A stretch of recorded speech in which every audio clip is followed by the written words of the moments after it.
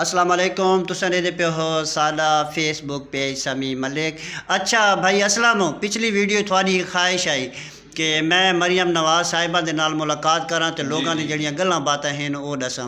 तो मेरा ख्याल है वो वीडियो अजा फिर दी वधी इंशाल्लाह पहुँच वैसी।